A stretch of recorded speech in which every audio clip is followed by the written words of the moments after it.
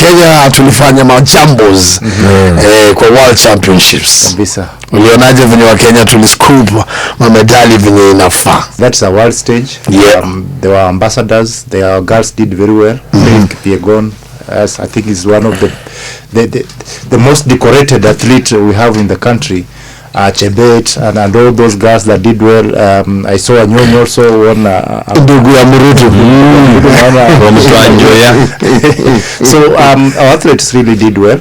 Yeah. And I'm hoping, I saw Mvura was there, the CS for sports. I'm hoping that when they come back in the country that they are going to have some special treatment that they are going to receive.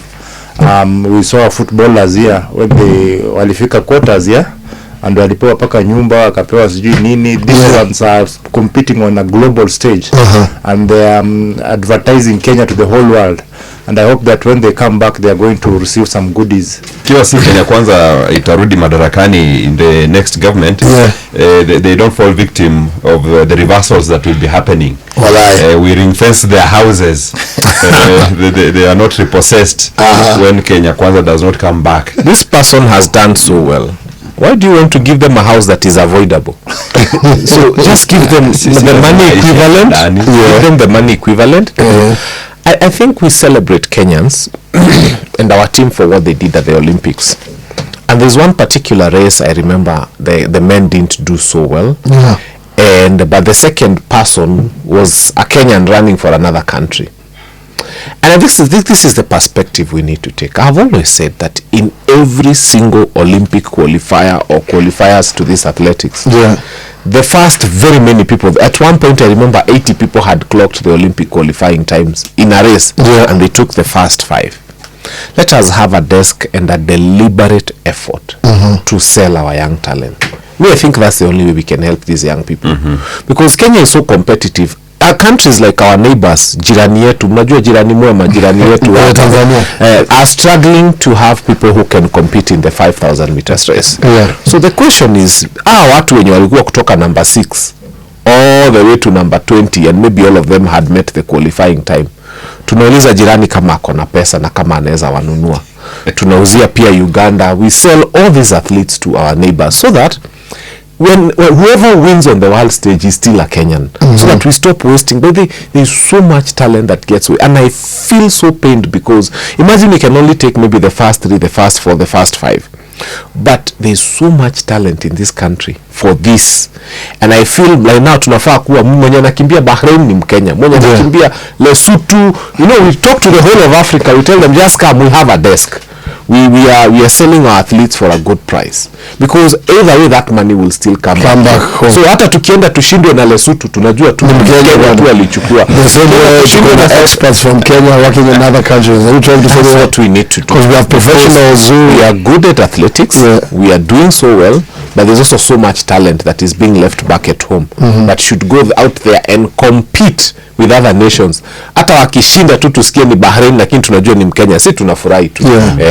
But this time round our men didn't do so well. I don't know, I wonder why. You talk to some of the people who are in this and they tell you maybe the prize money is not as good as it is when we are running diamond leagues and whatever, because the races that we used to dominate, 3,000 steeplechase, we don't do it anymore. 5,000 meters, 10,000 men. We are nowhere to be seen. Actually, we only have one gold from the men, and that is Wanyonyi, 800 meters. And so I wonder what happened. Without our girls, this tournament, I think will have done worse, because we have 7 gold medals, I think. 7 gold medals. 6 are from ladies, and so I don't know if the selection wasn't that good or the motivation was not that wasn't there. But I think our men would have done better, and we tunavulia kofia our ladies, Faith Kipyegon, Chebet and mmoja Odinga alitoka we never expected Chila yako is anaandaa kitu because it's the first athlete to have a gold from that Migori County. Kuna mwingine ashashinda and heko kwa Odira from nowhere. People are talking about Mary Moraa is going in that race, but Odira came from nowhere and the two Moraas did not manage. No, the other Moraa is still a young girl. We give her time. I think she's only 18, I think. Mary Moraa, I think is coming to the end of her career, but Odira did really. She looks like ile glory ilikuwa imepotea. It's going to come back soon if we continue with the same momentum. Yes. Amazing. But maybe I had a chance to live in Magadi some time ago. And when you go to Magadi, the most natural thing that small boys do, they put 2 sticks and one across. Yeah. It's a natural high jump. Those Maasai boys are always jumping. And it's so natural. That's the games. You know, when we were small, there are games we played. Sisi tulitengeneza gari za wire, we played Bano. The Maasai boys are always jumping high jump. And it's so natural and they jump very high. The problem is, as a country, we haven't asked ourselves, around this country, what can we do where? That's the thing. Because I know Kenya should win a lot of gold in the high jump. Kenya should also win a lot of gold in the long jump. Again, in Magadi, I used to see those Maasai boys, hop, skip and jump. They just hop, skip and then they check who jumps the longest. We haven't said, wait a minute, na nyinyi wa Maasai tumekuja kwenyu, let us see who can do long jump, let us see who can do high jump, collect all of them. Hiyo ni magold tulipoteza hapo. The next thing, naturally, all small Maasai boys, wherever you go, you don't even need rocket science. Just go to where they are. They have a small stick they keep throwing as a spear, and they throw really far. And you look at them and you're like, why have we not done anything in javelin? Yes. Na umeongea juu ya Kisumu. Umeiona mawe inarushango inakuja ikiwa pieces 4 ilikuwa moja. Why aren't we doing this? Why aren't we doing this? And we just need to go to Kisumu and say, naturally, there are stone throwers here. Na inarushango zinafika zikiwa 7. Unajua ni ile momentum. And then archery. Ati wale wako huko wanatumia sijui. Those Ukambani guys don't even need those things. All that sophisticated. Just give him a mshale, tell him that is the point. Hawezi kufunga macho moja. Watu wa Baragoi naturally they are sharpshooters. So we are wasting a lot of gold. I think USA should be taking lessons from us. Twende tu Kambani tuseme everything archery is ours. Twende tu Kisumu tuseme anything that can be thrown that has got either a discus, mass that one is ours. Anything that has a shape and weight. Yes. Hiyo twende Kisumu tuseme ni yetu. And that's now enjoying diversity. Kwa Maasai long jump, high jump. Kwetu Mount Kenya sijui mtapata nini. Ataenda kuuza huko. Labda chess na vitu kama hivyo. Kama kwa WhatsApp kwa kuna kitu inahitaji maybe biashara. You need to sell something. Kama kungekuwa na Olympic competition ya pesa, business ideas. Jana niko naona taarifa za habari za saa moja na nikasikia huzuni sana kusikia kuwa Rupa ama Rufa hiyo association ya private hospitals both rural na urban wamekatiza huduma zao kwa patients because wanasema SHA bado over 7 billion if I'm not wrong shillings. Are we still going to be sitting here and talking about the same thing despite the fact that we know that money is being embezzled and no one is being brought to book? Kwetu Dagoretti South kuna mbunge ameamua. And you think ati amekuja they are setting up tents to help people register for SHA. In SHA, it appears to be working to the patient because patient anaambiwanga we toka enter. But then the government does not remit money to the hospital. So the hospital is left to suffer. They are left to bear the brunt of what is not working properly. So from where I sit, they are doing the right thing. Because unaletewa patient, unadanganywa utalipwa, patient akitoka, hospitali inabaki na bill. So to make it work, and these people who wake up, ati unaenda kuset up registration desks for SHA that is not working for Kenyans. It is a very sad moment for this country. Na tutaendelea kuongea story ya SHA mpaka ifanye kazi. Yeah. It's sad actually to imagine that you are being deducted that much money to go to SHA, both an employee and the employee and the employer being deducted that money to go to SHA, and you hear the private hospitals still complaining that they are not the money is not being remitted to them. I think it's time that the health ministry takes up this issue and really addresses the core issues that are affecting SHA. The problem with the CS Duale and those in the ministries that they talk at Kenyans, they don't want to listen. Ukimwambia anasema you are saying this because you are part of those who are benefiting from the previous regime, the NHIF that was corrupt and all those things, and so they must deal with these things. And you know, the private hospitals are saying that they have not remitted 10 billion, and to imagine that there was a scandal that over 10 billion would have been lost going to the wrong hospitals, it is something that, you know, is mind-boggling, and the ministry should just come up and make sure that the Kenyans receive services, because as of now you go to hospital, like Fayamambo says, Tatibiwa, if you are lucky you would be told to go home. Sometimes you are not even allowed to go home. You saw the story of MTRH, whereas women who gave birth have been held at the hospital for 2-3 months because you can't be able to pay 30,000 shillings. The more you stay there, the higher the bill becomes. So who is going to pay that bill? And so the health issues with the monies that we are paying, Igunza, I think we should not be talking about the health. It's all about management. And I want to challenge Ngangi that she did so well as a CAS when she was in health ministry in the previous regime. I think she should take up the mantle and just streamline SHA to work for Kenyans. These are the problems of playing optics and public relations. These are government which wants to portray every other plan that they've put in place as a working plan. Yes. But that is not true. For instance, when they began this SHA business, the campaigns were people should register.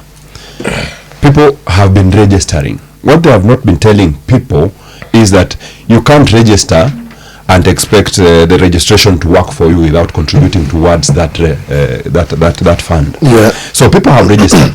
They will float those big numbers. Oh, sijui NHIF ilikuwa na 7 million peke yake. Now we have sijui over 20 million Kenyans who have registered. But that's registration. Yes, but these ones have just registered.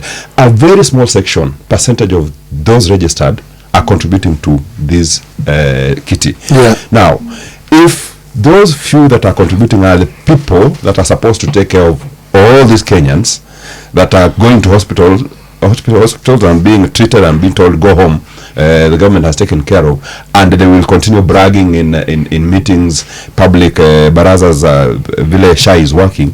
The truth is, hawana pesa. The little they have cannot even take care of what is there, and the little they have is the little that they are stealing from already. Because we had about 10 billion or so ambazo hazijulikani where they are. So if this government stopped these public relations and told Kenyans reality kwamba this is what we need, you register and pay, contribute to the kitty, maybe something will be different. But again, the very Kenyans that are being asked to register, the reason why they are not even contributing, they began by saying you only need a minimum of 650 or so. Right now, you go to that portal, you can't proceed if you do not have 7,000 and something, 7,800 shillings. Now they're asking people to pay the annual charge, the annual contribution. Which Kenyan hao ambao unasema ni mahasla will afford 7,000 shillings in one go for them to onboard and enjoy services za SHA? So on one hand, they are registering people, not telling them that they need to contribute towards. Now when it comes to contributing, on the other hand, they are now forcing Kenyans who had bought into the idea, knowing you can pay as little as you can, being forced to pay an amount that they can't raise in one go. Jamani, there's a lot of public relations that needs to be stopped, and I think these private and urban hospital, whatever association should stick to their should wakwamilia hapo, because if they wakilegeza, that is how we will be taken in circles. As we speak, we have 33 billion shillings, the amount of private hospitals, the amount owed by government to private hospitals, 33 billion. And even before that has been settled, we already have, under the new arrangement, in the upwards of 7 billion shillings owed to these private hospitals. So we are told that NHIF in its existence over all those years incurred a debt of 10 billion. All those years since independence. But this special SHA, in these 2-3 years it's been in existence, so already madeni mefika 33 billion. Doesn't that tell you something about this administration? But let's continue. It's not, all hope is not lost. I was looking at the Catholic Church. You know, they run 32% of our medical facilities in this country, and about 31% of the schools in this country. So they've come up with something, CariMed. And they are saying now, all hope is not lost. Just get yourself the medical insurance of the Catholic Church. And you can go to all their Catholic, at least if 1 out of 3 hospitals is theirs, it makes sense to have CariMed. Of course, the government is really fighting that. Because once Kenyans discover that there is a medical cover by the Catholic Church that can help you within their facilities, and their facilities are so many. Sasa mbona nisumbuke na malevel 4 na enda Mata, and all sorts of Catholic hospitals. So Kenyans are getting to a place they are realizing, and I know there's been a lot of fight from the government, because they know the minute Kenyans will switch to the faith-based. And I encourage the Presbyterian Church, and then mwanze yenyu msimuko na hospitali mingi mpaka na Anglican Church na AIC hata ndio wanaran Kijabe Hospital. They should come up with a medical cover, then hii shaibaki ikiwa na Duale peke yake na watu wake. I think that's the only way it's going to work. But because isn't it sad when we leave merit goods that are supposed to be provided by government to private? You see, the thing is, Kenyans have not woken up and refused to pay for SHA. Kenyans have woken up, their salaries have forcefully been deducted. SHA has forcefully been deducted from their salaries. And then you're told to contribute, but do you have a choice? And then it's not working. So Kenyans are saying, let me look for something that works. And that's why we are encouraging faith-based organizations. Hata sijui kama kanisa ya Kanyari iko na nini. Or every church that has got something that looks like a hospital should go and come up with a medical cover of some sort. Yeah. And then we encourage Kenyans to go for the faith-based ones, because unajua hapo hakuna utapeli. It's the only way. Mwalimu sahi, they are not using, they are not to live with cash. They have a private insurer, but they are still paying for SHA. Unajua wameambiwa sasa watashiftiwa wapelekwe kwa SHA. Yes. And the same police institutions are saying, do not migrate the teachers and the police without the private insurers that they were using paying, because they also owe those hospitals some money. They are saying watamigrate wakuje huku SHA na madeni ambayo ilikuwa ijalipwa watalipa, because that's what happened during the migration. NHIF migrated to SHA. They had some debts that have not been settled. Duale anakuja anakuambia, for you to settle, bring the receipts kuonyesha kwamba kweli you did that service, and that's what they are fearing. I doubt if the problem we have is that we lack money. I don't think that's management of the resources. It's the management of the resources that is the issue, because Igunza, ukiangalia payslip yako, what you used to pay and what you are paying right now, there's a very huge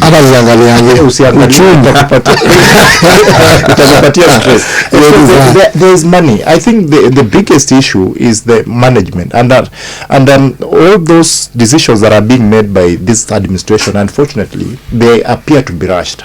And when you rush some of these things, you make lots and lots of mistakes before you unaifanya inakuwa. Those are not mistakes. Before unaifanya inakuwa mzuri, the people already have some negative attitude about such a thing, because we are told that NHIF had even field agents who would go and confirm Gunza hospital iko hapa, unapitia tu unaangalia on a random day 3 women have delivered today, and so you go again another 2 weeks later, you find 5 women have delivered. So average of what happens in that hospital right now. All SHA offices in the regions, I'm told, they are closed. And so it becomes very difficult to implement such a things. And so the biggest issue we have actually is the management of resources we are giving to the government. For example, if we have Kenyans, just let me cut you short. Yeah. you know what Murutu is saying, for you to get services right now, hata kama you're not salaried, kabla uende SHA utaambiwa lipa 40,000 atago. That is the annual pay, annual subscription. And so even those who are not salaried, say if you want that service, you have to pay annually. And most people are finding it very difficult because watu wengine walikuwa wanalipanga monthly, unalipa so 7,000, you know, you can manage to pay that 1,000 for 12 months. But for now, unaambiwa for you to get those services, pay annual, and it's one time. So we have the resources. The issue is the management of those resources. Well, the problem is that you are assuming, like my good friend, that they rushed, that's why they failed. No, the idea was that it fails. Yeah. They literally calculated how to make sure this thing fails. Yeah. And they deliberately put in place mechanisms to ensure that it fails. Not only are they stealing from us our money, they have taken it a notch higher. Yeah. They have deliberately closed all the branches. Do you know what it means when they close the branches? That they are not even paying those salaries. They're probably not even paying rent for those facilities. So here we have an outfit that collects more, steals more, but also spends less. Can you see how crazy these people are? That not only are we collecting more, not only are we stealing more, now we are spending less because we're even closing offices that we think are an inconvenience to our stealing program. Because the idea is to sweep everything. Now, if you have working offices like NHIF, it means you have staff. It means you have bills. It means you have electricity. For the period that these offices have been closed, how much electricity have they saved? For the period they have been closed, how much water have they saved? For the period they have been closed, how much in terms of salaries have they saved? So if you sit from where they are, these guys are doing excellent. Set up a stealing mechanism, then make sure that you close all the loopholes where the money to be stolen is being lost from. Yeah. And what are these loopholes? Yeah. Salaries, offices, expenses, water, steamer, sijui nini, Uber here and there. Close down all the taps that are disturbing this revenue stream that is SHA, because SHA is some personal revenue stream for some people. And that is why you come here and the people are saying, oh, the system is failing. The system is not failing. The stealing mechanism is working excellently. It's like our leaders have already shifted focus and they're looking at how they're going to be re-elected or how they're going to form coalitions to make sure that they're in the next government.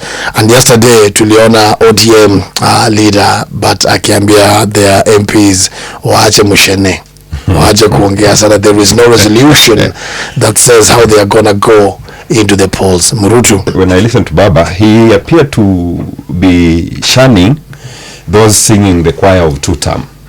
But on the other hand, he also wanted them not to feel like they are the only people being bashed. He appeared also to go for those that are seemingly appearing to be rebels, the likes of Kina Sifuna, Kina Babu Wino. But you know, all along we've been saying Baba is playing a game of wait and see. He wanted to know if I put my leg in this government, is there a possibility that it can give life to this entity, Raila Odinga, and what it stands for going into the next election? And it is appearing to him like there won't be life, definitely. First, from his own party, and then countrywide supporters that were his, that were not necessarily ODM members. It will not work. So what do I do?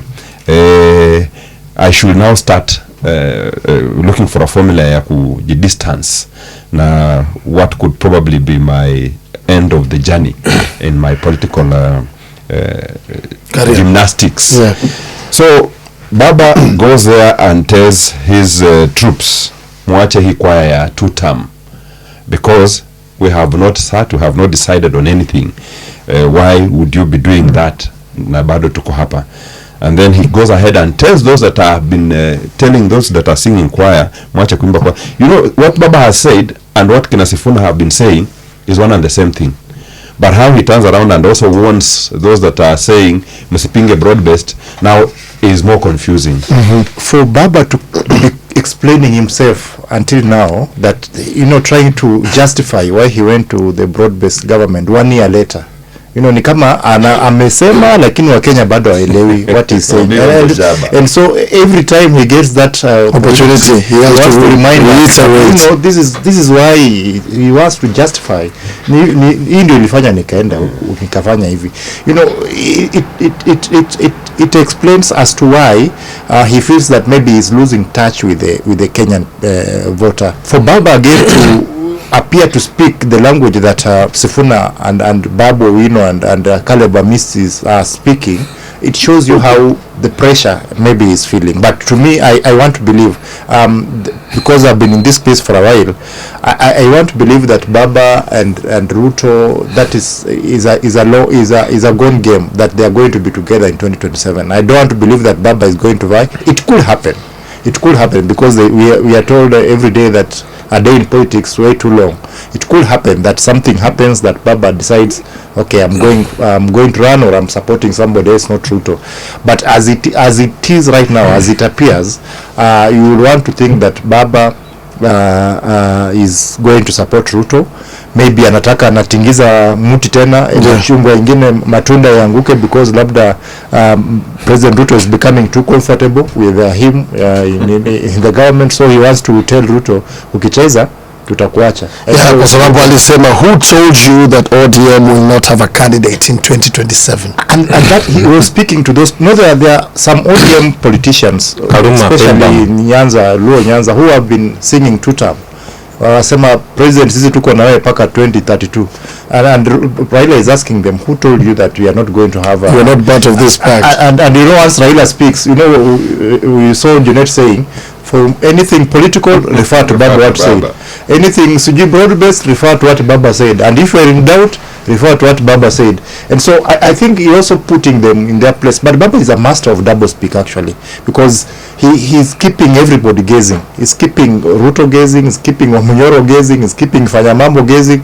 And so I think that's the political game he wants to play. Unajua, there are many ways of saying, well, Ruto tupatane nyuma ya tent, ile check yako imeisha. Oh. You know, if there are many ways of saying, kuja nyuma ya tent uongeze kitu. Yes. Pesa imeisha wewe, ile ulikuwa umelipa sasa. Unajua umeipanda matu, nasikia mwisho ambao ni hapa. Sasa hapo ndio tuko sasa. Sasa naambua ile pesa mwisho ya hii pesa kidogo inaishia wapi? Hapa. Naweza shukia the next stage. Sasa unajua lazima wapatane nyuma ya tent, naambua sasa okay, sasa hii unasema itanifikisha pale South B. So in other words, unasema Israel trying to ensure that and negotiate for a prolonged period and by the way of time. Baba has to be on the ballot in 2027. You see, let me tell you, and sometimes mi naoneanga watu tutamuruma, sijui kama tutaja peleka shule inaitwa School of Common Sense tuwafundishe a few things. Baba, who the people of Nyanza love so much, and they would kill and die for him and go on the streets for him and take bullets for him, when he's on the ballot, 68% of them turn up for the election.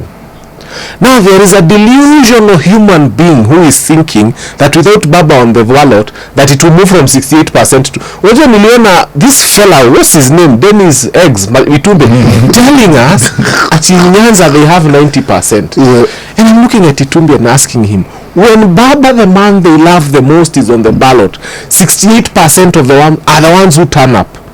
Na saizo wametokea sana. What will make them turn out more to vote for William Ruto when Baba is not on the ballot? So sometimes you look at them, unawaonea huruma, because now from 68% you're talking about 33-34%. And also there are people who in Luo Nyanza have always waited for Baba's photo. Unaweka picha ya Baba kwa posta yako kubwa kuliko yako. Unaenda MP, unaweka yako kadogo ya Baba kubwa kabisa. Ushachaguliwa MP. Now if Baba is not on the ballot 2027, it means you can put a key holder there, you can put a monkey, you can put anything. So independent candidates will win a lot of seats in Nyanza for the first time. So for Baba to maintain his lead in ODM with over 80 MPs in parliament, he must be on the ballot. But if he's looking at now losing his relevance, akinakwambia, if Baba is not on the ballot, wale watu wamezoea kuchaguliwa juu wameweka picha ya Baba kwa posta zao, all those guys are going to lose their seats. So Baba somehow will be on the ballot in 2027 for the 6th time. of course, not really hoping to win, but he will be on the ballot. The only thing we worry deeply about is not the person of Baba. It is how a person who has been so credible and done so well for this nation has ended up supporting a regime that has been the most cruel since independence. Actually, even if Moi was bad, time ya youth for Kano 92, si watu walikuwa wanachapwa mafimbo za miguu kama Reverend Timothy Njoya alafu mnaachwa. But this one has really killed so many young people.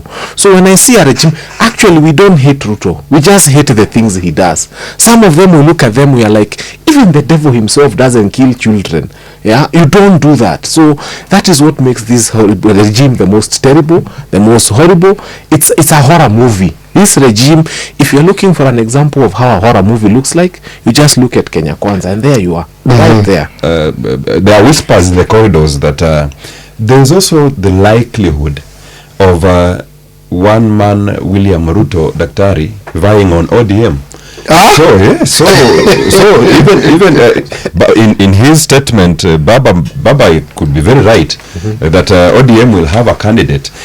Only that he did not say, he did not disclose that it may be William Ruto, because there are possibilities. Along the way, since Broadbest happened, Ruto has been reminding, President Ruto has been, let me not be questioned because I called him Ruto. President Ruto has been reminding Kenyans repeatedly that he is among the founder members of ODM. And they have really concentrated in Nyanza.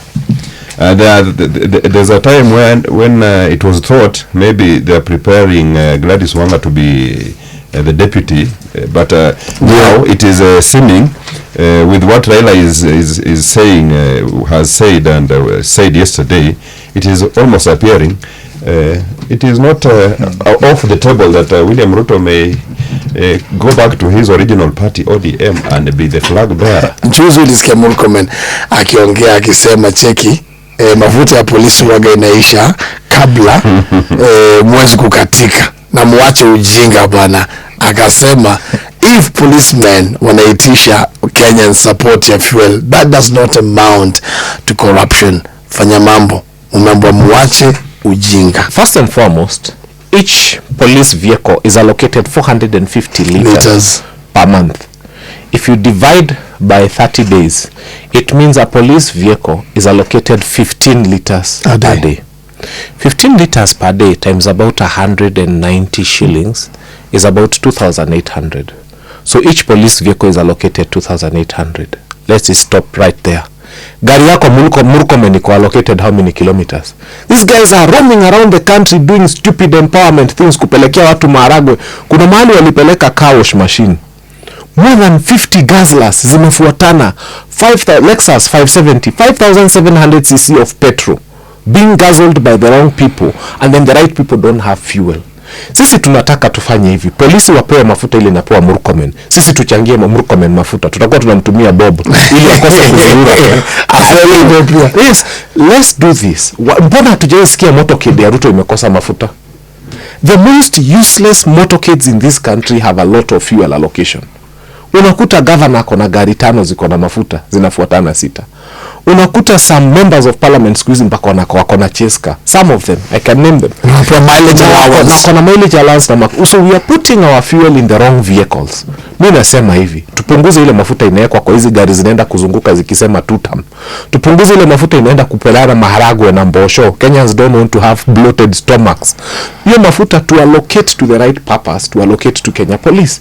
Some of these cabinet secretaries are roaming all over the place doing nothing with our fuel. When we were planting trees, they had money for fuel for helicopters. Mtu anakuja na helicopter kupanda mti ya 20 bob ama 30 bob. So fuel is available in this country, but it has been put in the wrong cars. Itolewe kwa hizo gari bure, iwekwe kwa the most important cars ambazo ni za police ili ziserve wananchi.